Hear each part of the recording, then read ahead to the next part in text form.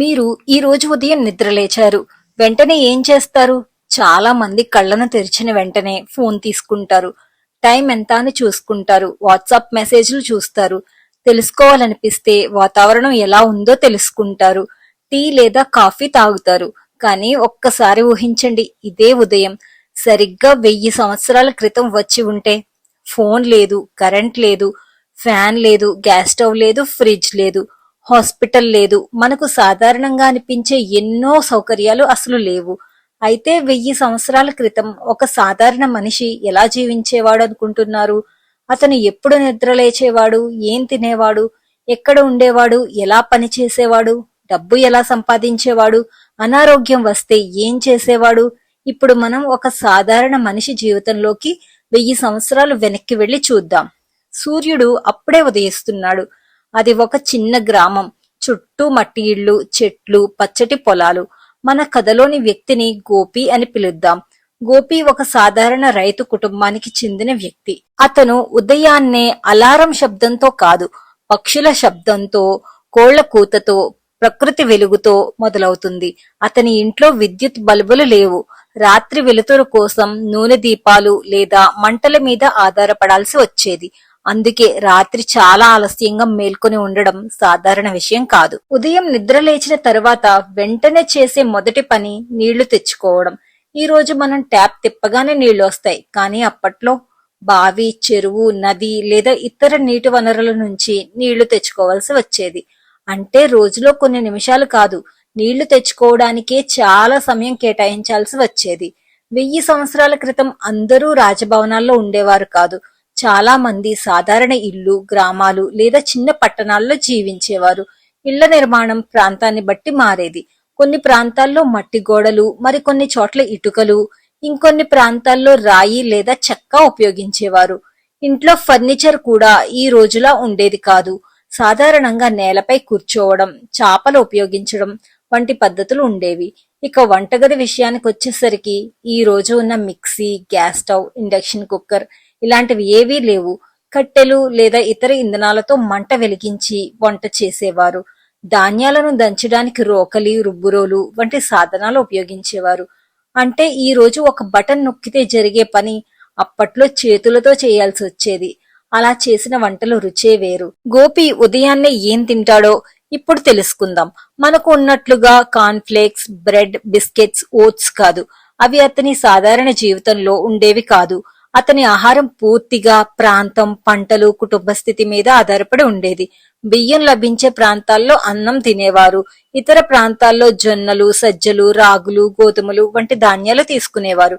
అలాగే పప్పులు, కూరగాయలు, ఆకుకూరలు, పండ్లు వంటి స్థానిక ఆహారాలు ఉండేవి. కానీ ఒక ముఖ్యమైన విషయం చెప్పాలంటే అప్పటి ఆహారం మనం ఈ రోజు తినే ఆహారంలా ఎప్పుడూ ఒకే రకంగా ఉండేది కాదు. ఋతువును బట్టి ఆహారం మారేది. పంట బాగా పండితే కుటుంబానికి ఆహారం ఎక్కువ లభించేది. పంట విఫలమైతే అది పెద్ద సమస్యగా ఉండేది. ఎందుకంటే ఈ రోజులా మనకున్నట్లు సూపర్ మార్కెట్ కి వెళ్లి కావలసిన ఆహారం కొనుక్కునే అవకాశం ఉండేది కాదు. సూర్యుడు పైకి వస్తున్నాడు. గోపి తన పనికి బయలుదేరతాడు. అతను రైతు అయితే పొలానికి వెళ్తాడు. కానీ ప్రతి ఒక్కరూ రైతులే కాదు. కొంతమంది కుండలు తయారు చేసేవారు, కొంతమంది బట్టలు నేసేవారు, కొంతమంది ఇనుముతో పనిముట్లు తయారు చేసేవారు, మరికొందరు వ్యాపారం చేసేవారు, ఇంకొందరు నిర్మాణ పనులు, పశుపోషణ లేదా ఇతర వృత్తుల్లో ఉండేవారు. అంటే 1000 సంవత్సరాల క్రితం కూడా సమాజంలో అనేక రకాల వృత్తులు ఉన్నాయి. కానీ పని మాత్రం అంత సులభం కాదు. ఈ రోజు ఒక యంత్రం చేసే పని అప్పట్లో మనిషి తన చేతులతో చేయాల్సి వచ్చేది. వ్యవసాయంలో నాగలి, ఎద్దులు వంటి సాధనాలు ఉపయోగించేవారు. విత్తనాలు వేయడం నుంచి పంట కోత కోయడం వరకు ప్రకృతిపై ఆధారపడడం చాలా ఎక్కువ. వర్షం సమయానికి పడితే రైతుకు ఆశ. వర్షం పడకపోతే కుటుంబం మొత్తం కష్టాల్లో పడిపోతుంది. మరి డబ్బు సంగతి ఏంటి? 1000 సంవత్సరాల క్రితం ప్రజల దగ్గర డబ్బు ఉండేదా? అవుననే చెప్పాలి. భారతదేశంలో వివిధ కాలాల్లో వివిధ రకాల నాణేలు చలామణిలో ఉండేవి. అయితే ప్రతి సాధారణ వ్యక్తి దగ్గర పెద్ద మొత్తంలో నాణేలు ఉండేవని అనుకోవడం తప్పు. స్థానిక మార్పిడి, వస్తువుల మార్పిడి, పన్నులు, వృత్తుల ఆధారంగా లావాదేవీలు జరిగేవి. ఒక రైతు తన పంటను అమ్ముకునేవాడు. ఒక కుండల తయారీదారు కుండలు అమ్మేవారు. ఒక వ్యాపారి దూర ప్రాంతాల నుంచి వస్తువులు తీసుకువచ్చి అమ్ముకునేవారు. అంటే డబ్బు అనే భావన అప్పుడే ఉంది. కానీ మనం ఈ రోజు ఉపయోగించే డిజిటల్ పేమెంట్స్ ప్రపంచం మాత్రం ఆ సమయంలో ఊహించలేనిది. గోపి దగ్గర ఫోన్ ఉండదు, యూపీఐ ఉండదు, ఏటీఎం ఉండదు, బ్యాంకింగ్ యాప్ కూడా ఉండదు. అతని ఆర్థిక జీవితం పూర్తిగా భిన్నంగా ఉంటుంది. ఇప్పుడు గోపి పక్క గ్రామానికి వెళ్ళాలి అనుకోండి. ఈ రోజు మనం బైక్ మీద వెళ్తాం, కారులో వెళ్తాం, లేదంటే బస్ ఎక్కుతాం. కానీ అప్పట్లో చాలా దూరాలు నడిచి వెళ్లాల్సి వచ్చేది. ప్రాంతాన్ని బట్టి ఎద్దుల బండ్లు, గుర్రాలు, పడవలు వంటి రవాణా మార్గాలు ఉపయోగించేవారు. కానీ ప్రయాణం అంటే ఈ రోజులా అంత సులభమైన విషయం కాదు. ఒక గ్రామం నుంచి మరో ప్రాంతానికి వెళ్లడం అంటే రోడ్లు, వాతావరణం, దొంగలు, అడవులు, నదులు వంటి ఎన్నో సమస్యలను ఎదుర్కోవాల్సి వచ్చేది. అందుకే ప్రపంచం చాలా పెద్దదిగా అనిపించేది. ఈ రోజు మనం ఒక రోజులో వందల కిలోమీటర్లు ప్రయాణించగలం. అప్పట్లో అదే దూరం ప్రయాణించడానికి చాలా ఎక్కువ సమయం పట్టేది. ఇప్పుడు మనకి ఏదైనా సంఘటన జరిగితే కొన్ని సెకండ్లలోనే తెలిసిపోతుంది. కానీ 1000 సంవత్సరాల క్రితం ఎలా తెలిసేది? గోపికి ప్రపంచంలో ఏ ప్రాంతంలో ఏం జరుగుతుందో తెలుసుకోవడం చాలా కష్టం. పేపర్ చదివే అవకాశం అందరికీ ఉండేది కాదు. టీవీ లేదు, రేడియో లేదు, ఇంటర్నెట్ లేదు, మొబైల్ లేదు. అయితే వార్తలు ఎలా వ్యాపించేవి?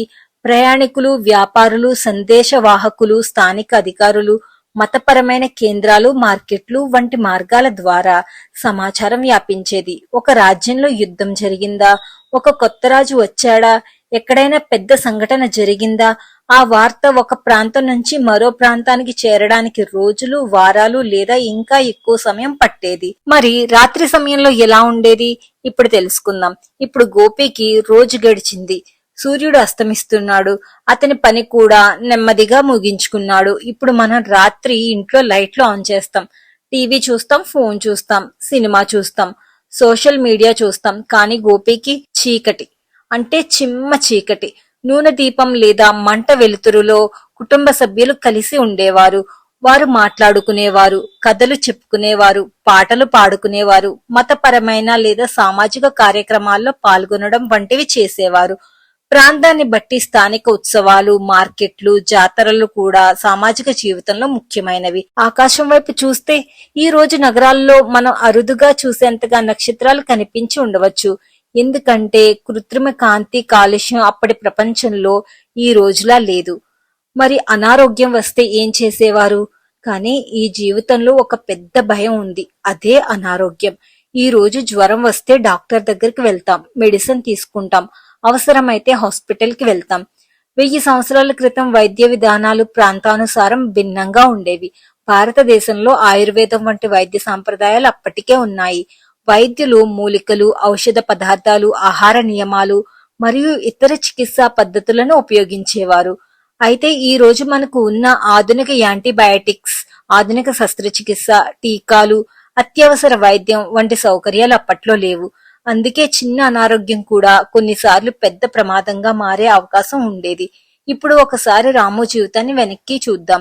అతని ప్రపంచం, అతని ఇల్లు, అతని గ్రామం, పక్క గ్రామం, స్థానిక మార్కెట్, బహుశా సమీపంలో ఒక పెద్ద పట్టణం అంతే కావచ్చు. ఈ రోజు మనం ఇంట్లో కూర్చొని అమెరికాలో ఏం జరుగుతోందో తెలుసుకోగలం, జపాన్ లో వాతావరణం ఎలా ఉందో చూడగలం, ఆస్ట్రేలియాలో ఉన్న వ్యక్తితో వీడియో కాల్ మాట్లాడగలం. కానీ గోపి ప్రపంచం అతను చూసిన, విన్న, ప్రయాణించిన ప్రాంతాల వరకు మాత్రమే ఎక్కువగా పరిమితమై ఉండేది. అయినా అతని జీవితం ఖాళీగా ఉండేది కాదు. అతనికి కుటుంబం ఉంది, స్నేహితులు ఉన్నారు, పండుగలు ఉన్నాయి, పనులు ఉన్నాయి, ఆశలు ఉన్నాయి, భయాలు ఉన్నాయి, సంతోషాలు కూడా ఉన్నాయి. అంటే టెక్నాలజీ మారింది కానీ మనిషి భావాలు మాత్రం అంతగా మారలేదు. ఇప్పుడు రాత్రి అయ్యింది. గోపి తన రోజు మొత్తం పని చేసి ఇంటికి తిరిగి వచ్చాడు. కుటుంబంతో కలిసి భోంచేశాడు. బయట చీకటి, ఆకాశంలో నక్షత్రాలు, చుట్టూ నిశ్శబ్దం. అతనికి తెలియదు 1000 సంవత్సరాల తర్వాత మనుషులు ఎలా జీవిస్తారో. వాళ్ళు ఇనుప రథాల్లో ప్రయాణిస్తారో, ఆకాశంలో ఎగురుతారో, ప్రపంచం అవతల ఉన్న మనిషితో క్షణాల్లో మాట్లాడుతారో అతనికి తెలియదు. కానీ మనం ఈ రోజు 1000 సంవత్సరాలు వెనక్కి చూస్తున్నాం. అతని జీవితంలో సౌకర్యాలు తక్కువ, ప్రయాణం కష్టం, సమాచారం నెమ్మదిగా వచ్చేది, వైద్యం పరిమితంగా ఉండేది, ప్రకృతిపై ఆధారపడడం ఎక్కువ. అయినా అతను కూడా మనలాగే నవ్వాడు, మనలాగే ప్రేమించాడు, మనలాగే తన కుటుంబం కోసం కష్టపడ్డాడు, రేపటి గురించి కలలు కన్నాడు. 1000 సంవత్సరాలు గడిచిపోయాయి. మన ప్రపంచం పూర్తిగా మారిపోయింది. కానీ ఒక విషయం మాత్రం మారలేదు. మనిషి తన కుటుంబం బాగుండాలని కోరుకోవడం, తన జీవితం మెరుగుపడాలని ఆశపడడం, తన పిల్లలకు మంచి భవిష్యత్తు ఉండాలని కలలు కనడం. అందుకే 1000 సంవత్సరాల క్రితం జీవించిన ఆ సాధారణ మనిషి మనకు చాలా దూరంగా ఉన్నట్లు కనిపించినా, అతని హృదయంలో ఉన్న భావాలు మాత్రం మనకు చాలా దగ్గరగా ఉన్నాయి. మీకు ఈ వీడియో నచ్చితే ఇలాంటి చరిత్ర రహస్యాలు, ఆసక్తికరమైన విషయాల కోసం మన ఛానల్ను సబ్స్క్రైబ్ చేయడం మర్చిపోవద్దు. మళ్ళీ మరొక ఆసక్తికరమైన చరిత్ర ప్రయాణంలో కలుద్దాం.